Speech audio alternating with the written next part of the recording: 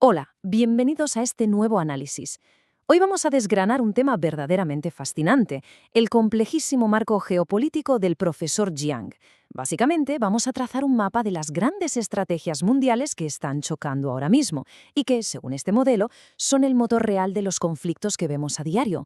Así que preparémonos para ver el mundo a través de un prisma completamente distinto, porque vamos a estructurar toda esta información para entender de verdad qué es lo que se está cociendo en el tablero internacional. Para entender todo este entramado de predicciones, que van desde bloqueos navales hasta historia antigua, vamos a dividir este análisis en 5 bloques. Arrancaremos con la gran estrategia de Estados Unidos, pasaremos por Oriente Medio, el posible efecto dominó global, el impacto en la política interna y cerraremos con un paralelismo histórico interesantísimo. Sección 1. La gran estrategia de Estados Unidos. El tablero de ajedrez mundial. Empezamos. Bueno, imaginemos por un momento que la política mundial no es una serie de eventos caóticos, sino, literalmente, una partida de ajedrez a escala planetaria. Si aplicamos la teoría de juegos a la geopolítica, partimos de la base de que los países no actúan por impulsos, para nada. Son jugadores hiperracionales que se mueven por incentivos muy específicos. Según este enfoque, si logramos entender las reglas del juego de cada nación, podemos anticipar sus siguientes movimientos con una precisión que asusta. Y así es como se juega en la vida real. Según el profesor Yang, el objetivo definitivo de Estados Unidos es mantener su estatus global, un imperio que se sostiene casi por completo sobre una base, el petrodólar. Para defender esto utilizan lo que en teoría de juegos llamamos vectores de ataque. Es su arsenal estratégico, supremacía militar, el control de la moneda y el dominio absoluto de los medios globales. Y ojo, porque en todo tablero hay peones. Aquí, aliados como Europa o Japón pueden acabar asumiendo los costes económicos para mantener esa estrategia intacta. Y la ejecución de esto no es un secreto de Estado. De hecho, el análisis se basa en la propia Estrategia de Defensa Nacional Oficial. El plan tiene 4 pilares clarísimos. Primero, blindar el continente americano, crear una fortaleza América. Segundo, presionar a los aliados internacionales para que se paguen sus propias defensas.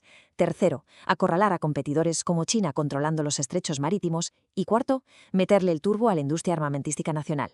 Vamos, una estrategia redonda para fragmentar regiones y mantener el negocio de la defensa a pleno rendimiento. Sección 2. El polvorín de Oriente Medio. La estrategia iraní. Vamos a ver cómo esta teoría se estrella contra la realidad. Fijémonos en un detalle geográfico que literalmente lo cambia todo.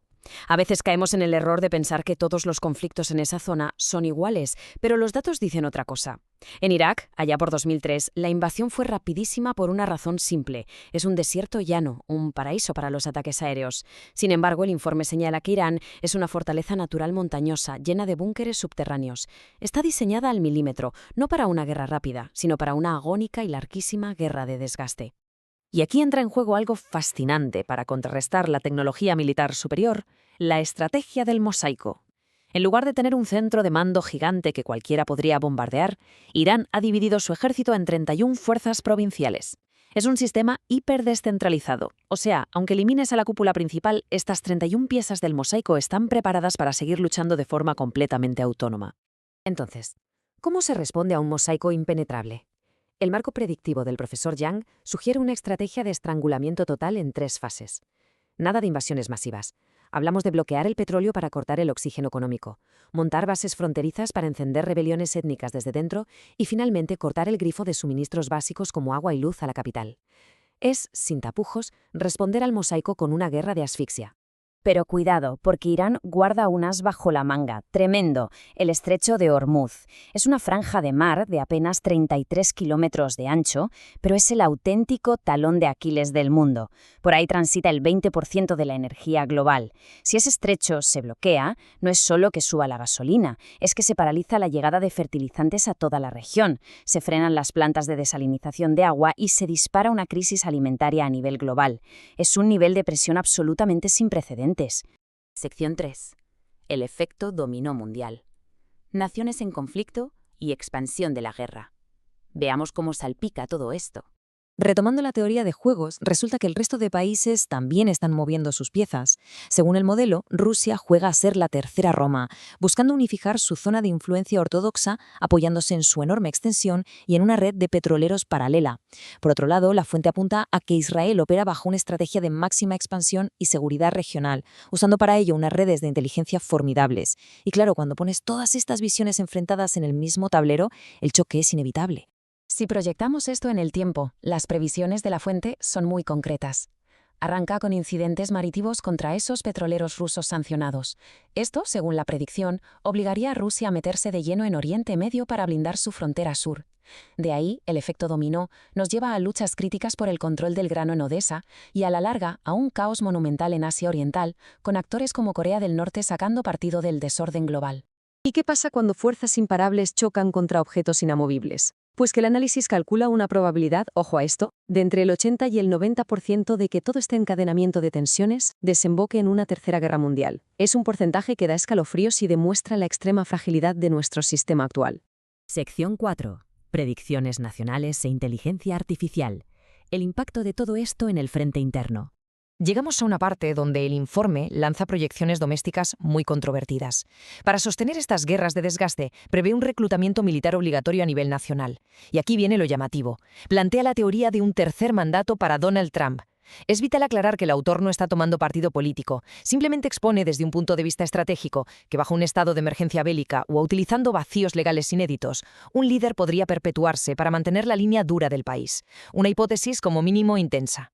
Y a todo este caos geopolítico hay que sumarle la variable tecnológica.